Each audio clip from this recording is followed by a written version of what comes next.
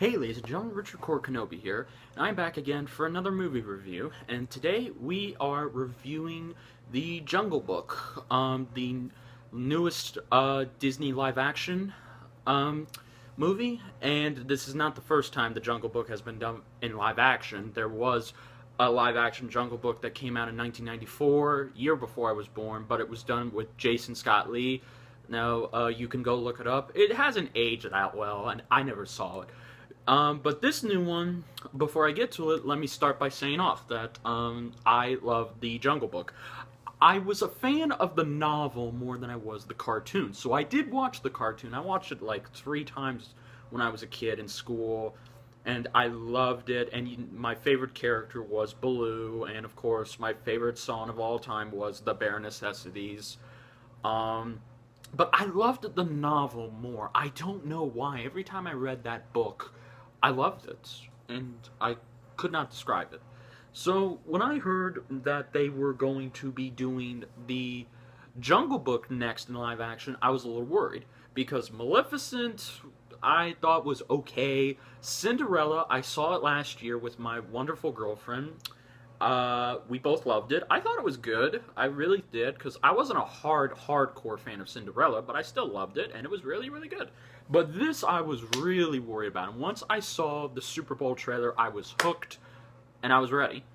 So, for those of you who do not know, this movie is directed by Jon Favreau. Now, you're probably asking, who's Jon Favreau? Well, he directed the Iron Man, the first one, the one that started it all. And this has an amazing cast. The voice casting includes such great A-list talents like Bill Murray, Scarlett Johansson, Christopher Walken, Idris Elba, and so many more. This cast was amazing, really was.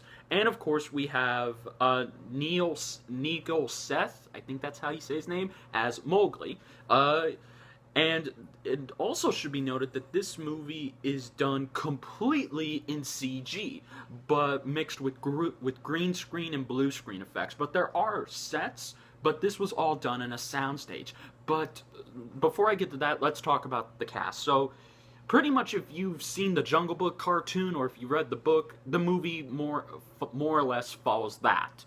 Now, what I love about this film is how, unlike in Cinderella, where it's just shot for shot the cartoon in live action, this one takes liberties. Some of it's good, some of it's bad. You be the judge of that. But I think what I mainly loved in the end was how they pulled it off. But there was only one problem I had with this film, and that's just one problem. To me, I wish it would have been an hour and 50 minutes, because, or at the very least, it would have flowed more better, because see, that's the thing I had a problem with. That was the only thing I had a problem with.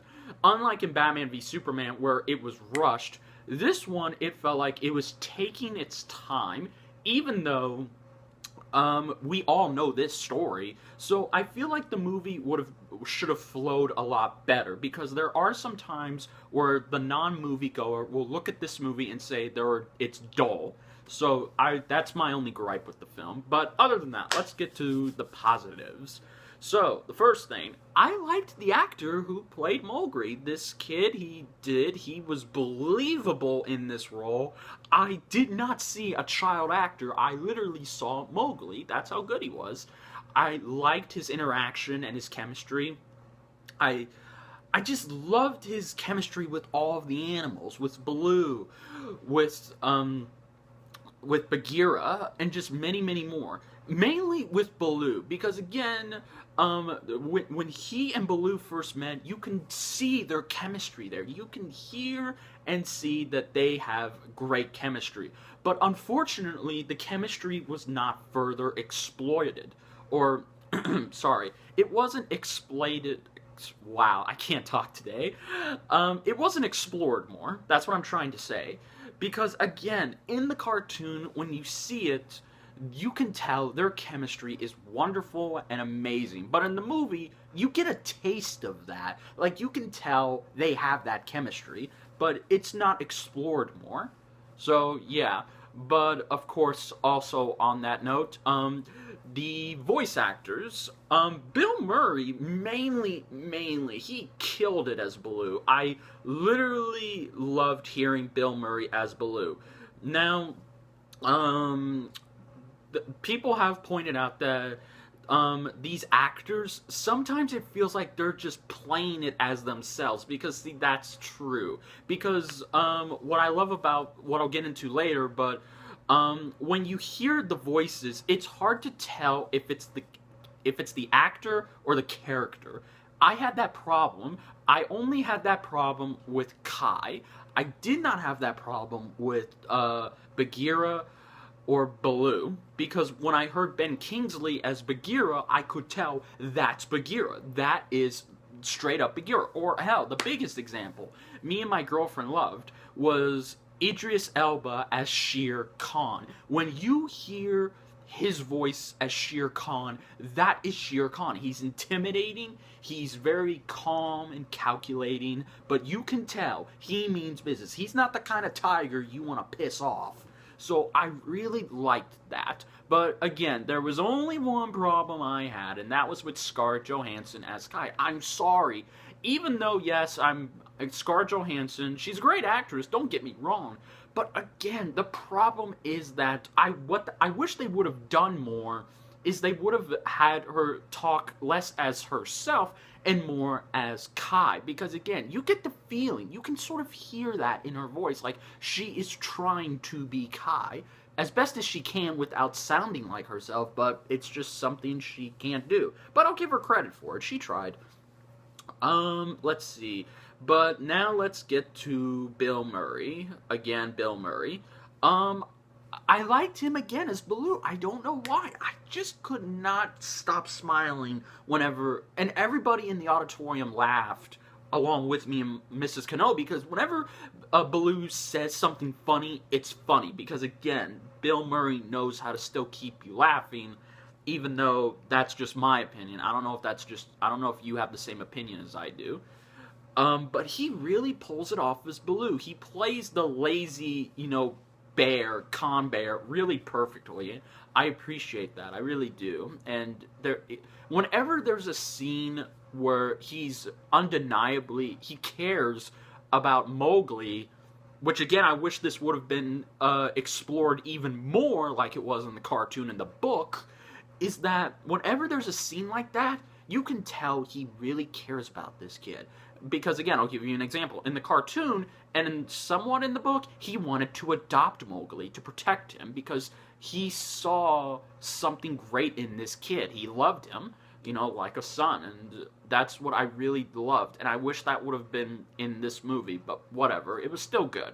You still got that feeling like he really did care about him. And that line in the trailer where if anything happens to that kid, I'll never forgive myself. The delivery on that line, it made me believe that he really cares about him. So I wish that it would have been more like that. But again, it's cool. Now, oh my goodness, Christopher Walken as King Louie.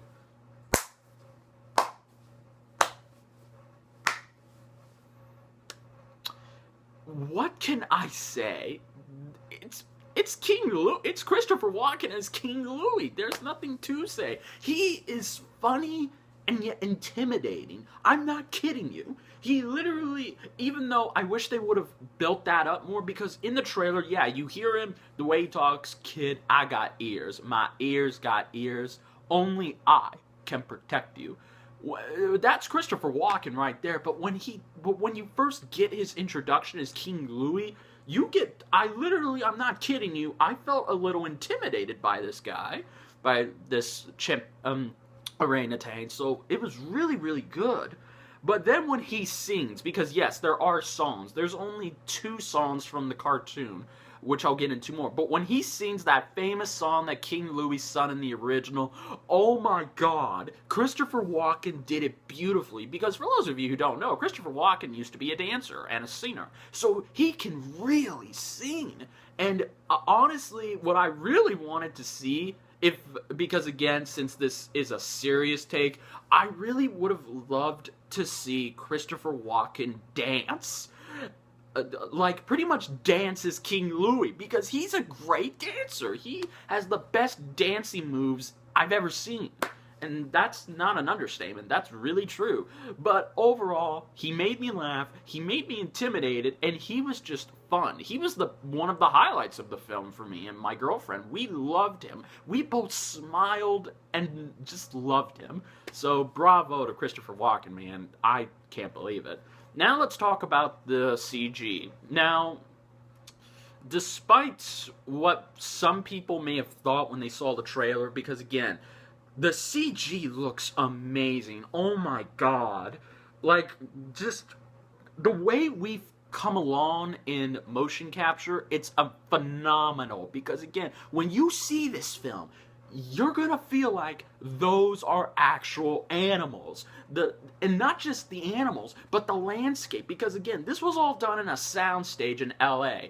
And there are little sets on next to blue and green screens. But the way when you look at this film, you're gonna have a hard time telling what is CG and what's practical. They blended it well together. I'm not kidding you.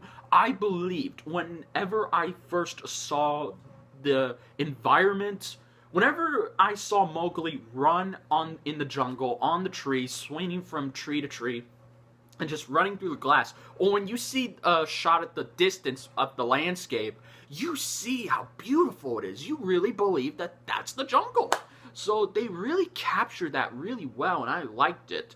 And the attention to detail on the animals is really good. Like, for example, mainly on Baloo, when you see him talk, you can kind of see these gray wrinkles in between his eyes. Like, that's Bill Murray's wrinkles. So I like the little details there. But also, to the fur. Whenever you see an animal that has fur, like Bagheera, Baloo, or Shere Khan, or hell, even King Louis. King Louis looked amazing. He was gigantic. He was terrifying. Whenever he moves his hand like that, you don't see the attention to detail and just him moving his hand to get the fruit. It's amazing. My jaw just dropped to the ground. And of course, just everything else looks amazing. Like, literally, if you were to watch this movie on mute and just look at the detail, you would just be amazed. And mainly what I love, whenever Mowgli and Baloo are singing the classic Bare Necessities, you see Mowgli on top of Baloo, and he's banging on his stomach like a drum. The detail on how the water splashes, and of course the detail on Baloo when he does that, it's amazing. Just amazing. I literally fell in love with the effects of this film, and it was perfect. Just perfect. And this is how you do motion capture right. Because, well, again, it's not all motion capture, because the actors mainly did the voices. So, mainly what they did, they combined CG and motion capture, but it was mostly CG. For the animals' movements, they did get people to do the movements. They didn't get the actors. They just got them to voice them. So, again, the CG is wonderful. Just, again, wonderful. Now, let's talk about the songs. Well, there was only 2 songs, but, again, for what it was, I think they did an amazing job. So, yeah, guys, just checking. So, yeah, guys, overall, everything about this. When I heard the Bare Necessities played twice, I loved it. It was nostalgic. So, yeah, guys, this movie was pretty damn good. It's not a masterpiece by any sense of the definition, and Jungle Book fans are mixed, but mostly, universally, everybody loves this film, which is good. So, if you're a purist, hardcore fan of the cartoon, you may or may not like this. Or if you like the book, you'll like this. So, again, it's up to you. Go see it and buy this film on Blu-ray. If you're tired of seeing Batman v Superman or any other film over and over again, go watch this film. This was amazing. Me and Mrs. Kenobi loved it. We walked out smiling. She and I agreed. This film is a 9 out of 10. So, yeah, guys, overall, if you enjoyed my review, please like, comment, and subscribe. And until then, this is Richard Kenobi saying, may the Force be with you. Later, guys.